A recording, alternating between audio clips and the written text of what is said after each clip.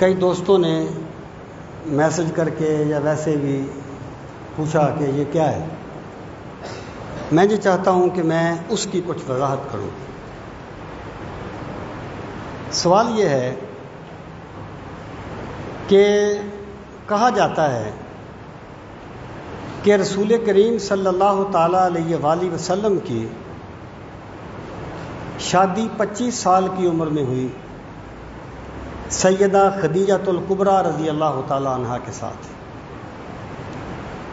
اور پہلے 2-3 سال. سوال یہ ہے کہ 40 سال کی عمر میں جب آپ نے نبوت کا اعلان فرمایا تو وہ کہتے ہیں کہ آپ کی بیٹیوں کی شادیاں ہو چکی تھیں. تو یہ کس طرح شادیاں ہو گئیں؟ کس طرح 3 بیٹیاں ہو گئیں اتنے قلیل عرصے میں، اور ان کی شادیاں ہو گئیں؟ تو میں آپ سے یہ عرض کروں گا کہ سب سے پہلی بات یہ ہے کہ گمان کے گھوڑے وہاں دوڑائے جاتے ہیں یہاں کوئی نس نہیں ہوتی. گمان کے گھوڑے وہاں دوڑاتے ہیں یہاں کوئی نس نہیں ہوتی. مثلا اللہ رب العزت نے فرما دیا کہ میراث میں مرد کا حصہ عورت سے دگنا ہے.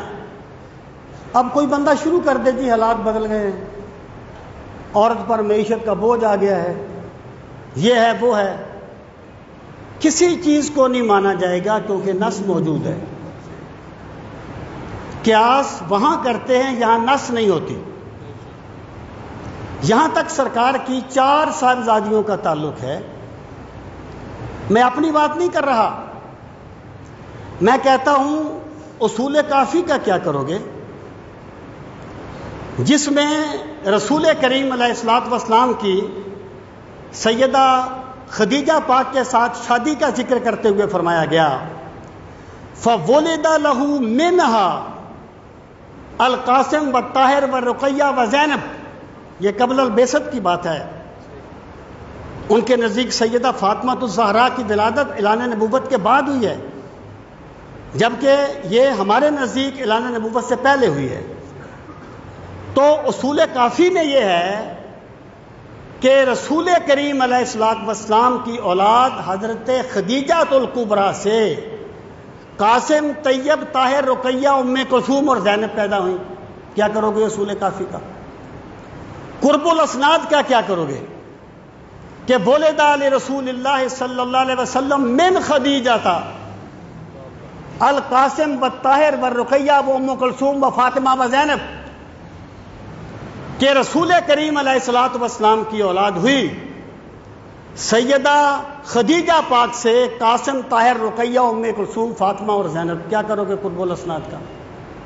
آپ کی مسند کتاب ہے نا. تو کیا کرو گے حیات القلوب کا کہ در روایات معتبرہ آمداست کہ برائے رسول خدا از خدیجہ متولد شدند القاسم طاہر و رقیہ و ام کلثوم و فاطمہ تو و زینب. کیا کرو گے ان کا؟ اور کیا کرو گے نہج البلاغہ کا؟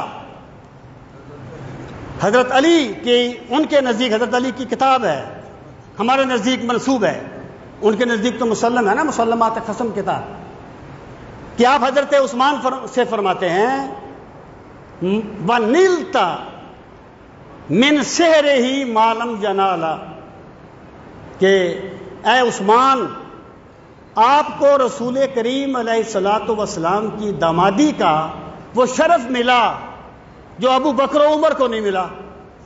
اگر حضرت سرکار کی کوئی بیٹی ہی سیدہ فاطمہ کے علاوہ نہیں تھی تو پھر مجھے بتائیے حضرت عثمان سرکار کے داماد کیسے بن گئے؟ کیا کرو گے ان کتابوں کا؟ یا تو کہو کہ ہمارے لوگوں نے غلط لکھا ہے، جھوٹ لکھا ہے، مجھے پتا چلا ہے حقیقت حال کیا ہے. یہ منہ بنا کے عجیب و غریب قسم کی باتیں کر کے لوگوں سے داد لے لینا یہ کوئی کمال نہیں ہوتا. حقائق کو دیکھا جاتا ہے. جہاں نص موجود ہے وہاں تمہارے قیاس کے گھوڑوں کو ہم کیا کریں گے؟ ایک بات. دوسری بات یہ ہے کہ یہ ایک تاریخی مسئلہ ہے.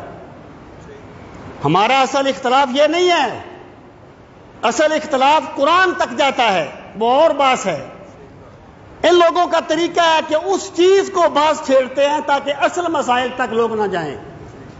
اور تیسری بات میں یہ عرض کرنا چاہتا ہوں، فرض کیجئے جائے 12 سال ہیں تو کیا ایک بہت بڑا جو دھوکہ دیا جاتا ہے کہ جی بیٹیوں کی شادی ہو گئی تھی۔ تمہیں کس نے کہا شادی ہو گئی تھی؟ شادی صرف حضرت زینب کی ہوئی تھی، باقی 2 بیٹیوں کا نکاح ہوا تھا، اور نکاح 1 دن کی بچی کا بھی ہو سکتا ہے۔ نکاح میں 1 دن کی بچی کا بھی، بچی پیدا ہو اس کا نکاح ہو سکتا ہے، ولی کر سکتا ہے۔ تمہیں کس نے کہہ دیا شادی ہو گئی تھی؟ کیوں لوگوں کو دھوکے دیتے ہو ممبر پر بیٹھ کر؟ شادی نہیں ہوئی تھی، رخصتی نہیں ہوئی تھی، نکاح ہوا تھا، اور نکاح تو میرے بھائی بچہ پیدا ہو تو اس کا ہو سکتا ہے۔ تو مجھے بتائیے 1.5 سال بعد بچے پیدا نہیں ہو سکتے؟ 2 سال بعد بچے پیدا نہیں ہو سکتے؟ تو یہ کیا لاجک ہے تمہاری کہ جی کس طریقے سے ہوگی 4 بیٹیاں؟ او بھائی 4 بیٹیاں ہونے میں کون سا استحالہ ہے؟ یا تو کہہ دو کہ ہماری کتابیں غلط ہیں، یا یہ کہہ دو کہ 1.5 سال کے بعد 1 سال کے بعد بچے کی ولادت نہیں ہو سکتی۔ جب ہر طریقے سے یہ بات ثابت ہے تو صرف حضرت عثمان کو سرکار کی دامادی کے شرف سے محروم کرنے کے لیے لمبی چوڑی کہانیاں گھڑتے رہنا، اس کو تحقیق نہیں کہتے، اس کو بغض صحابہ کہا جاتا ہے۔ اللہ تعالیٰ سب کو دین کا فہم صحیح نصیب فرمائے۔ وما علینا الا البلاغ المبین۔